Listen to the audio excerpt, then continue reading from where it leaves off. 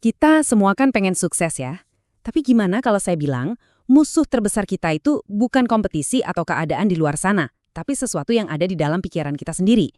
Nah, hari ini kita akan bedah tuntas 7 pembunuh diam-diam kesuksesan menurut legenda pengembangan diri Jim Rohn.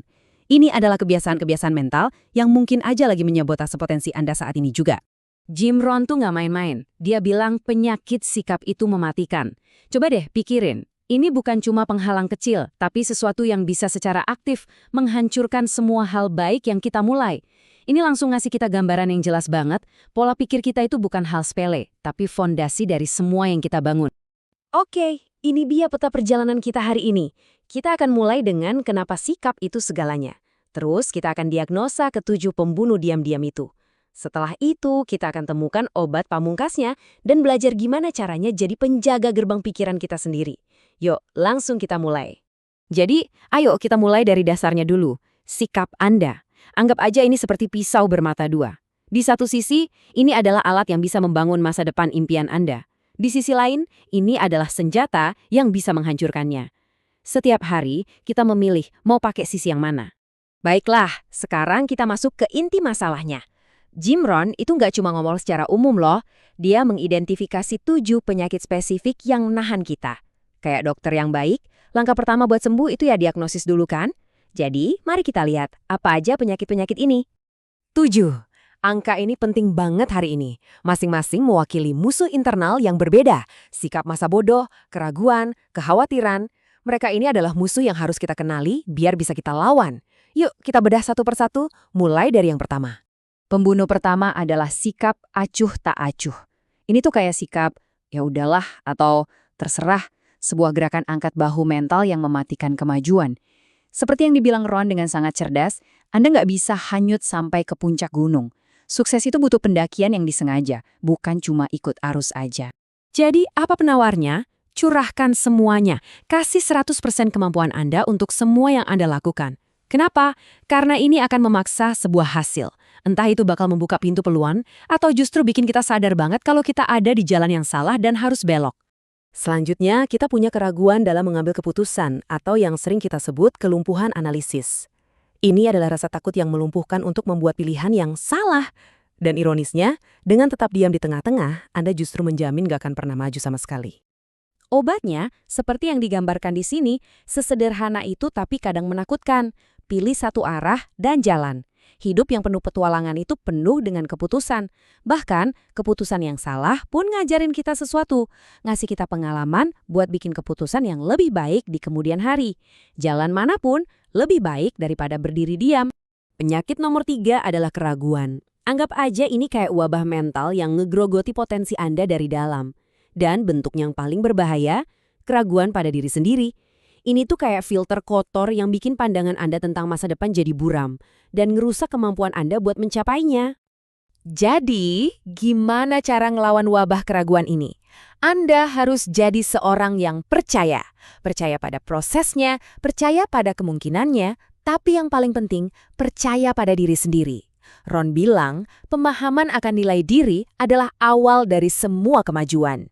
Itulah vaksin melawan keraguan. Wah, yang satu ini monster beneran, kekhawatiran. Jim Rohn gak menganggapnya enteng, dia menyebutnya penyakit yang menghancurkan. Dan memang benar, khawatir itu pencuri kebahagiaan dan perampok energi yang bisa menciptakan masalah kesehatan, sosial, dan pribadi. Itu benar-benar bisa bikin Anda bertekuk lutut.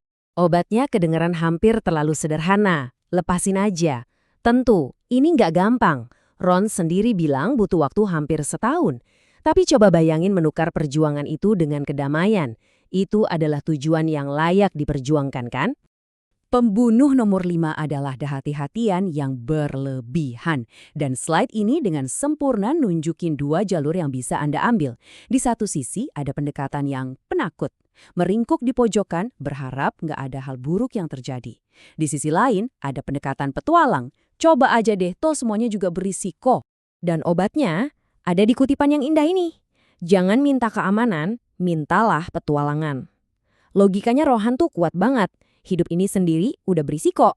Nggak ada dari kita yang bakal keluar hidup-hidup. Jadi bukankah lebih baik benar-benar menjalani hidup daripada cuma bersembunyi darinya? Selanjutnya, pesimisme. Kontras di slide ini udah menjelaskan semuanya. Ini semua tentang kacamata yang Anda pakai buat lihat dunia. Seorang pesimis ngelihat gelasnya selalu setengah kosong. Mereka bahkan nggak ngelihat matahari terbenam. Yang mereka lihat cuma bintik-bintik kotor di jendela. Ini pengingat yang kuat, hidup kita itu nggak terlalu dipengaruhi oleh apa yang terjadi, tapi oleh cara kita berpikir tentang apa yang terjadi. Jadi, gimana caranya benerin pandangan yang pesimis? Anda harus secara sadar mengubah fokus Anda. Anggap pikiran Anda itu seperti kaca pembesar. Apapun yang Anda taruh di bawahnya akan jadi lebih besar. Arahkan ke masalah dan masalah akan tumbuh. Arahkan ke peluang, ke hal-hal positif, dan hidup Anda akan mulai berubah bentuk ngikutin itu. Dan akhirnya, kita sampai ke pembunuh masa depan yang paling parah dari semuanya. Mengeluh. Ngerengek, ngedumel, bersungut-sungut, apapun sebutannya, roh menganggapnya sebagai penyakit yang paling merusak. Ini adalah lubang hitam energi yang nggak menghasilkan apapun selain lebih banyak hal negatif.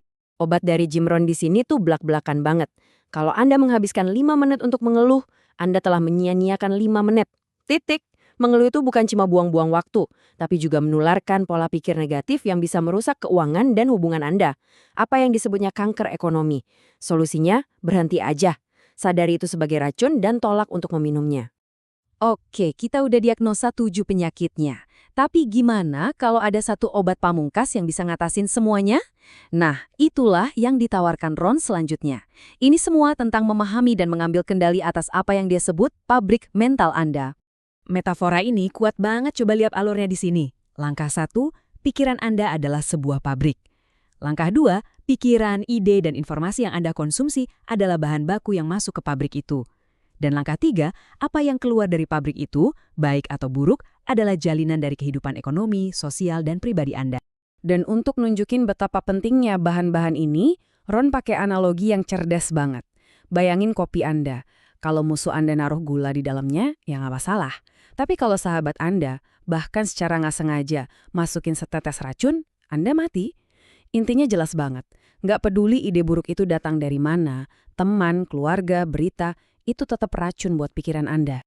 Ini ngebawa kita ke kesimpulan logis dan tugas kita yang paling krusial. Kalau pikiran kita adalah pabrik yang membangun hidup kita, maka satu-satunya pekerjaan terpenting kita adalah menjadi penjaga gerbang yang gak kenal lelah. Jadi, pas kita nutup pembahasan ini, saya mau ninggalin Anda dengan pertanyaan ini, sekaligus tantangan. Dengan kesadaran bahwa pikiran Anda membangun realitas Anda, apa yang akan Anda izinkan masuk ke pabrik mental Anda hari ini? Bahan-bahan apa yang akan Anda pilih? Karena pada akhirnya, kualitas hidup Anda akan ditentukan oleh kualitas pikiran Anda. Pilihlah dengan bijak.